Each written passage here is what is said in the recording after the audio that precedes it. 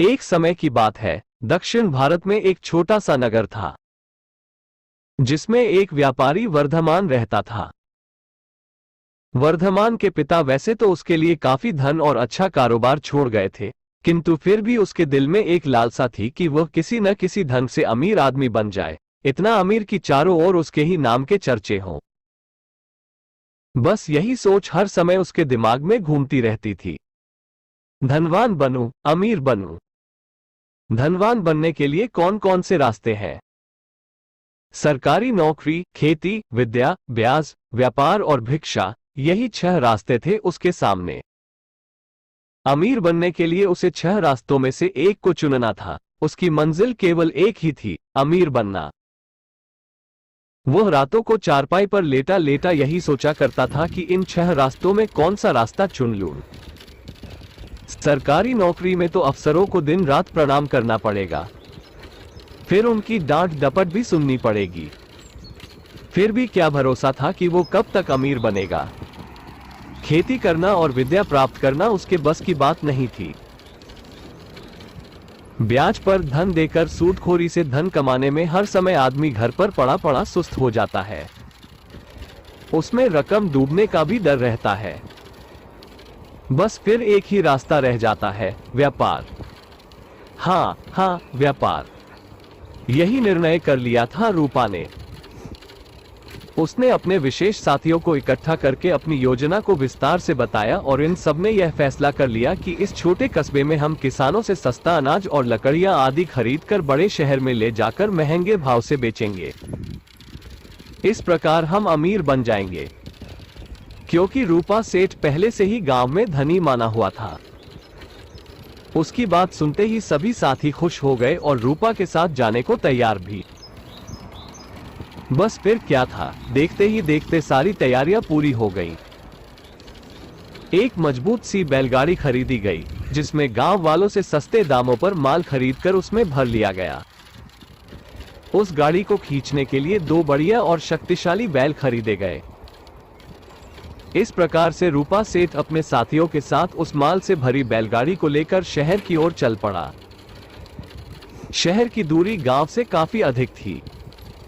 फिर बैलगाड़ी पर बोझा भी कुछ अधिक लाद दिया गया था, जिसका फल यह निकला कि घने जंगल में जाकर बैल मूर्छित होकर गिर पड़ा।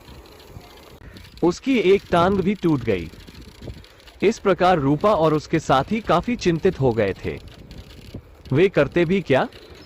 चिंता के मारे उनका बुरा हाल हो रहा था। एक ओर तो घने जंगल में जंगली जानवरों का डर था, दूसरी ओर चोरों का।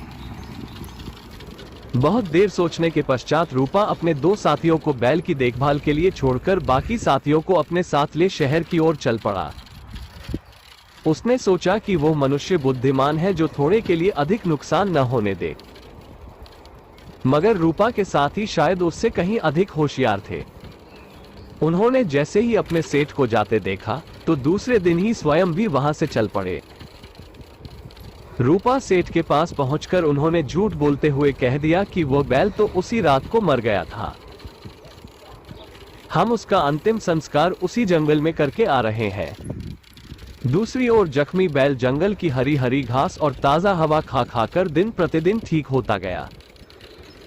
उस जंगल में दिन रात खाता पीता मौज मारता, रात को नदी किनारे जाकर सो जाता। इस प्रकार वो कुछ ही दिनों में इतना मोटा ताजा और सान जैसा हो गया। उसे देखकर ऐसा लगता था जैसे ये बैल वास्तव में इस जंगल का राजा हो। कुछ ही दिनों में पिंगलक नामक सिंह जंगली जानवरों के साथ अपनी प्यास बुझाने के लिए उस नदी के पास जाने लगा तो रूपा के इस सांड बैल ने जोर से दहाड़ने की आवाज निकाली, जिससे सारा जंगल गूंज उठा। पिंगलक सिंह ने इतनी भयंकर आवाज कभी नहीं सुनी थी। वो घबराया हुआ नदी के पास से बिना पानी पिए भाग खड़ा हुआ। उसके पीछे पीछे दूसरे जंगली जानवर भी भाग लिए। सब के सब जंगल में एक स्थान पर छुप कर बैठ गए। उसी जंगल में उस सिंह के मंत्री के 2 पुत्र करतक व दमनक नाम के रहते थे, जिनको उस सिंह ने अपने पद से हटा दिया था।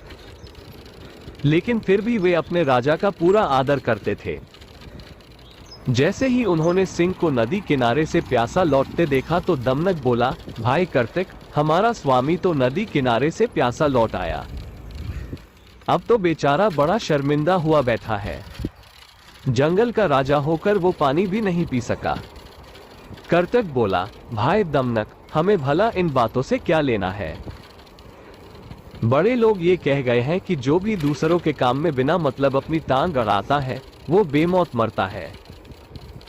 जैसे एक कील उखाड़ने वाले बंदर की कहानी तुमने सुन रखी होगी। नहीं भैया, मैंने तो उसकी कहानी नहीं सुनी।